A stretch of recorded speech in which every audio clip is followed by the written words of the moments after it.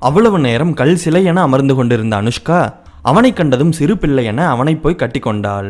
வெடுவெடுவென்று விஷயம் தெரிந்ததும் கோபத்தில் வந்தவன் தூக்கி போட்டு யாரையாவது மிதிக்கலாம் என்றுதான் வந்தான். ஆனால் அவள் அப்படி கட்டி கொண்டதும் அவனையும் அறியாமல் அவன் கண்களில் கண்ணீர் தான் வந்தது. அவளுடைய தலையை அவன் தடவி கொடுத்தான். அது அவளுக்கு மிகப்பெரிய ஆறுதலாக இருந்தது. அவளை அணைத்தபடியே பூமலையிடம் திரும்பினான். பூவு, கொலை பண்ண வந்தவங்களை பிடிச்சாங்களா பிடிக்கலையா?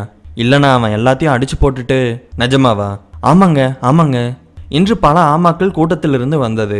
எதுக்கு இத்தனை பேர் நின்றுருக்கீங்க? எல்லாரும் வெளியில போங்க, பயங்கர உரிமையுடன் கத்தி சொன்னான் மகிழ். அனுஷ்காவின் பேச்சையும் எதிர்பார்க்காமல் அவர்கள் வெளியேறினார்கள். பூவு, ரவி எங்க? அண்ணா, அவன் ஒரு வேலையை காலையில போனான், இன்னும் வரலண்ணா. எங்க இருக்கான்னு கூட உங்களுக்கு தெரியாதா? தெரியாதுண்ணா. நீங்களாம் இவ கூட இருக்கீங்கன்னு சொல்லிதானே நான் கொஞ்சம் நம்பிக்கையா இருக்கேன். ஆமாண்ணா, வேணுக்கும் இல்லைண்ணா.